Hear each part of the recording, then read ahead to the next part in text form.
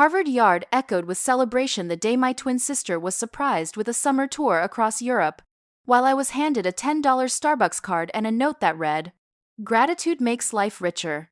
The crowd laughed, thinking it was sweet. None of them realized that for almost 18 months, every bill that kept our red brick home running had quietly come out of my bank account, not my parents'. Standing there in my graduation gown beside Amelia's effortless smile, something finally clicked. My family hadn't been raising daughters. They had been cultivating assets. And when I eventually stopped financing their perfect image, they didn't suffer a financial loss. What they lost was the illusion they had spent years performing. That was the part no one expected. People usually imagine family as warm dinners, shared jokes, and the familiar scent of something baking in the oven. In the Morgan household, everything from the outside fit that picture. We had polished brick walls, a spotless white door, and hydrangeas that always bloomed on time. But inside, affection came with conditions, and I was constantly reminded that I never fit the dress code. My mother, Diane, treated life like a series of presentations. Her smile could charm a room, her voice could shut one down, and appearances meant more than genuine emotion. Amelia, my twin, was her finest creation. Elegant, magnetic, glowing even on her worst days. I was the child who made sure the lights stayed on and the Wi-Fi never went out. When we were 10, we played in a small recital downtown. I can still remember the faint citrus of my mother's perfume and the squeak of the metal chairs. I performed Beethoven's Moonlight Sonata, hitting each note with precision. The applause afterward was polite but brief. Mom leaned in, her voice gentle yet edged. "Celina, you need to play with more emotion. Music isn't math." I swallowed hard and nodded. Then Amelia took the stage. She missed notes, stumbled midway through, but kept smiling the entire time. And somehow, that smile was enough. Mom clapped harder than anyone in the room. "See, that's heart," she said. And in that moment, a quiet truth settled in. In our family, mistakes wrapped in charm counted as talent. Effort delivered without sparkle didn't exist. The years moved on, and I gradually became the household technician, accountant, and emergency problem solver. When Dad's email got hacked, I fixed it. When Mom forgot her Apple ID password again, I sorted it out. When Amelia's resume formatting fell apart, I repaired that too. And when the mortgage warning arrived, interest climbing, Dad's voice tight with worry, I opened my laptop and took care of it without a word. Every month, a payment slipped from my account labeled Morgan Household, Celina Contribution. I never mentioned it. Maybe some part of me hoped love could grow quietly, like a seed thriving in the dark. But in that house, only whatever sparkled was allowed in the light. Most nights, while my dorm room hummed with silence, I coded for Meetview Labs. The glow of my screen stretched across the walls as I built interfaces for medical AI, tools that actually worked, things that mattered. Amelia, meanwhile, posted rooftop photos and glossy night views. And when my bank balance finally pushed past 5 digits for the first time, I didn't celebrate. I just stared at it, thinking, maybe now they'll notice. They never did. So, when Mom presented Amelia with the Europe trip and handed me that tiny gift card, it wasn't a shock. It was simply the prettiest version of a pattern I'd lived with for years. But something shifted inside me that day. Not a loud break, just a soft click, like a door closing. Graduation dinner should have felt like a milestone, an ending and a beginning. Instead, it felt like a sentence being read aloud. The dining room glowed under the chandelier, and the cake waiting on the table read, "Congratulations, Amelia and Celina." Her name was twice the size. Silverware chimed, plates clattered, and Mom's voice rose gracefully above it all. Amelia would have to start packing soon, Paris first, then Venice. She always had a knack for imagining her future as if it were already waiting for her. During dinner, Dad lifted his glass and made a toast. "Both my daughters are brilliant, but Amelia, she just has that spark of leadership." Laughter circled the table like it had rehearsed its timing. I smiled politely and cut into a slice of cake I couldn't even taste. When Mom finally looked my way, her voice softened into that sugary tone she used whenever she wanted her words to sound wise, instead of condescending. "Celina, darling, you really should learn to be happy with less. Gratitude makes life richer." I nodded. even though something inside me cracked. Quietly. Almost like a breath I had been holding for years. Later that night, while Amelia posted photos of her cake and her passport, I sat in my old bedroom, the walls still covered in fading childhood artwork. The only light came from my laptop screen. Out of habit, I opened my banking app. A long list of payments appeared, each one labeled Morgan Household, Celina Contribution. 18 months. Anywhere from $300 to $200 every month. The realization settled like a splash of cold water.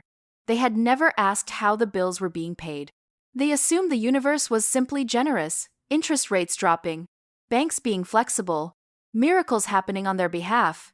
Anything except the truth. I had been the one holding our house upright. The next morning, I canceled the automatic transfer.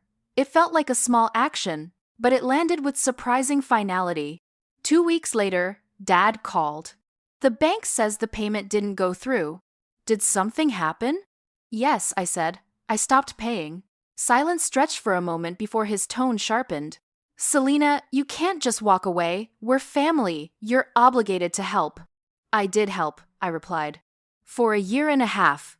Mom's voice joined the call, full of trembling disbelief. Don't be dramatic. You're lucky to have what you have. Don't let success make you arrogant. A strange urge to laugh washed over me. I'm not arrogant, Mom. I'm exhausted. They didn't understand. Maybe they never would. That night, I packed my things. No shouting, no guilt. Just the quiet rhythm of zippers and neatly folded clothes. Moonlight slid across my desk and rested on my diploma, the gold-embossed Harvard seal glowing faintly. It was proof of everything I had built, not with family support, but entirely on my own. When I finally walked away, the red brick house stood behind me like a museum filled with memories I never asked to collect. I crossed the Longfellow Bridge with the city glowing behind me, the lights reflecting across the Charles River in a soft, wavering shimmer. For the first time, the familiar tug of guilt didn't follow me. I wasn't running from my family. I was stepping away from the version of myself they had crafted. Quiet, dependable, invisible. I didn't know then that by the time they realized what I had stopped providing, the clock had already run out. The first warning arrived on a Tuesday morning. My phone buzzed with a bank alert. Request to add new backup payment method. At first, I assumed it was an error. Then the name appeared, Michael Morgan, my father. No call, no message, not even a courtesy question. He had simply tried to link my account back to their mortgage, as if the money I earned still belonged to the household by default. I sat motionless for a moment, my coffee growing cold beside the keyboard. Then I dialed the bank. The representative's voice was gentle, almost apologetic. We just need to verify. Did you authorize this request? No, I said. Freeze the account. Document everything. I want a record of every attempted change. A strange calm settled over me, the kind that came not from emotion, but from clarity. I wrote down the case number, the time, the representative's name. Then I created a new folder on my laptop titled Evidence. Inside it, I began collecting everything. Payment receipts, email notifications, call logs. I didn't feel angry or hurt. I felt focused. Each file was a piece of armor. Each screenshot a small, sharp truth. I wasn't preparing for a fight. I was preparing for the moment they would pretend not to remember. 2 days later, I drove to Newton. From the outside, the house looked unchanged. Trimmed roses, porch light glowing warmly. But the moment I stepped inside, the air felt different, thick with something unsettled. Mom sat rigidly on the couch, her eyes red. Dad stood near the window, jaw clenched so tightly it looked carved from stone. Amelia leaned against the far wall, arms crossed, watching everything without comment, as if she were attending a performance rather than part of the scene. Dad spoke first. We need to talk, he said. Do you understand what happens if the bank forecloses? I held his gaze, unflinching. Then maybe you'll finally understand what it costs to live on someone else's dime. Dad's voice hit the air like a stone thrown through glass. I didn't flinch. Maybe you'll understand what it costs to live on mine. His expression tightened. Don't talk to me like that. This is family. And I'm part of it, I replied, keeping my voice low. Just not your personal bank. Mom stepped in, her voice trembling with urgency. Celina, please, you don't have to make this harder than it already is. I drew in a slow, steady breath. You made it hard the moment you treated my trust like an ATM password. Silence fell over the room. The old clock on the wall ticked loud enough to feel like another accusation. Amelia finally huffed from her corner. You're overreacting. You could have just talked to them. I turned toward her, calm but cutting. The same way you talked to them when you got a European vacation and I got a $10 sermon on gratitude? Her confidence faltered, her smile slipping out of place. My eyes drifted around the living room. The family photographs arranged just so. The router I'd installed. The framed "Together we are stronger" quote that Mom adored. Every object felt like a small reminder of the story we were all forced to perform. I'm done living inside that illusion, I said softly. If you want control, take it. Just don't use my name to get it. And then I walked out, closing the door behind me. No one yelled. No one chased me. The silence that followed wasn't peaceful. It burned. Back home, I opened my laptop. The evidence folder sat where I left it, each document neatly labeled, time-stamped, ready. This wasn't about revenge anymore. This was about boundaries, ones I should have drawn years ago. The truth was beginning to sharpen itself, slow and deliberate. It all unraveled because of one careless click. I was updating tax documents late at night, half asleep, the last of my coffee cold beside me. I attached a file from the evidence folder, screenshots of every mortgage payment I had covered, and meant to send it solely to my accountant. I didn't realize my aunt's family group email was still in the CC line. By morning, my phone was vibrating nonstop. Celina, what did you do? Mom's voice was frantic, breathless. Behind her, drawers slammed open, the sound of panic spreading through the house. Dad was shouting something in the background, but the words were scrambled through the noise. What are you talking about? I asked. Mom's answer came in a frantic rush. Everyone's seen it. Helen posted it on Facebook. You sent the payment records to the entire family. I opened my inbox. It looked like a storm had passed through. Hundreds of notifications, forwarded screenshots, shocked emojis, and long comment threads under a post titled, 18 months of payments labeled Celina contribution. Did anyone know she paid their mortgage? The post had already traveled far beyond just relatives. Mom's church group had shared it. Neighbors had chimed in. Even people from her volunteer circle were discussing it. Some comments were gentle. She's such a devoted daughter. Others were sharp. Maybe she's just trying to brag. But none of it mattered. The truth was out in the open now, and no one could shove it back into the dark. That afternoon, Dad called again. His voice was stripped of its usual authority. There was no charm, no performance, just raw panic. Do you understand what you've done? He said. People are calling, asking if we used you. You've humiliated this family. I exhaled slowly. No, Dad. I didn't embarrass anyone. I just stopped hiding what was already happening. You should have handled this privately, he snapped. I did, I said quietly. For 18 months. He hung up. A few hours later, I heard through the grapevine that the bank manager had called him in. The refinance application he'd submitted was flagged, unstable payment history. Without my deposits, their financial records didn't show consistent, reliable income. The house, their symbol of status, the thing they polished for guests, had suddenly turned into a liability. I didn't feel triumphant. What I felt was stillness, the kind that settles after a storm.